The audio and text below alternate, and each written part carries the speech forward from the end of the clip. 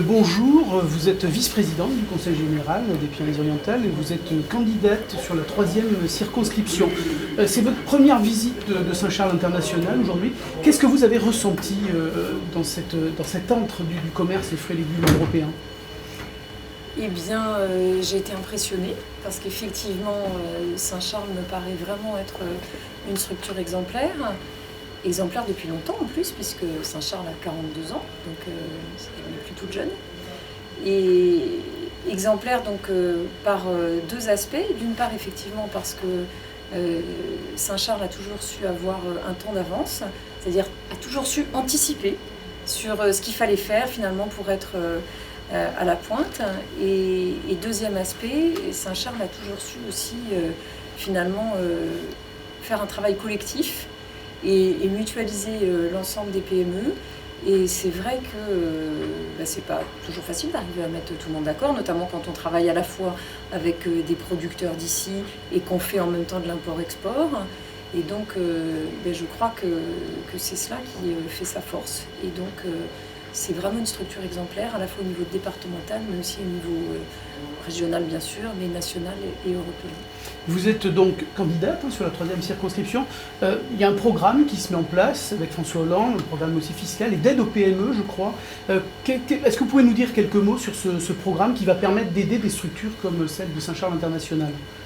Oui, alors effectivement, François Hollande comme candidat et maintenant comme président de la République a souhaité mettre effectivement les PME au cœur de son programme. Pourquoi? Parce qu'il s'agit du redressement de la France dans la justice et que finalement, qu'est-ce qui permet le redressement économique? C'est essentiellement les petites et moyennes entreprises et même les très petites, surtout sur des territoires comme ici, les Pyrénées-Orientales, puisque c'est les petites entreprises qui créent de l'emploi local et qui créent de la richesse.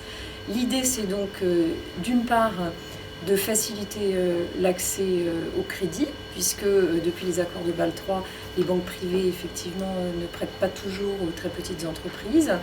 Et donc la loi de décentralisation que nous allons faire va permettre d'une part de donner plus d'autonomie aux régions, de leur donner l'ensemble des compétences économiques. Les décisions se prendront donc au niveau régional, et c'est au niveau régional qu'il y aura la création d'une banque publique d'investissement qui permettra aux petites entreprises d'avoir un interlocuteur pour pouvoir emprunter si elles souhaitent faire des projets innovants. Deuxième aspect, qui est un aspect très important également, qui est la réforme de la fiscalité que nous envisageons de faire rapidement et ensuite de ne plus y toucher pendant le quinquennat, de façon à donner une stabilité fiscale aux entreprises. Et cette réforme fiscale, donc, l'idée, c'est effectivement de mettre plus de justice dans la fiscalité pour les entreprises, puisqu'actuellement, les très grandes entreprises payent proportionnellement moins d'impôts que les très petites. Donc, ce que nous souhaitons faire, c'est finalement baisser l'impôt sur les sociétés pour les très petites entreprises, les petites et les moyennes, et au contraire, l'augmenter pour les grandes, et également défiscaliser les très petites entreprises quand elles créent de l'emploi local, et au contraire, faire payer plus d'impôts aux très grandes quand elles délocalisent les emplois ou qu'elles vont investir ailleurs. Donc du bon pour les entreprises de Saint-Charles International. Effectivement, sur ce territoire ici, c'est à croire que ce projet de loi, il est fait exprès pour nous, parce que nous n'avons que des petites entreprises qui créent de l'emploi local. Donc effectivement, toutes ces mesures nous seront extrêmement favorables. Un dernier mot, comment vous qualifieriez Saint-Charles International dans votre circonscription? Un poumon économique? Oui, un poumon économique, mais moi je dirais aussi un exemple. Un exemple. Je trouve que c'est un terme qui dit bien ce que ça veut dire, parce que finalement Saint-Charles c'est pour la filière fruits et légumes, mais imaginez qu'on ait des Saint-Charles pour d'autres filières, et je crois que c'est vraiment un exemple de dynamisme économique et encore une fois de travail collectif. Et par les temps qui courent, c'est vrai que pour s'en sortir sur un plan économique, il faut qu'on arrive à faire un travail collectif tous ensemble. Ségolène Neuville, merci beaucoup. Merci.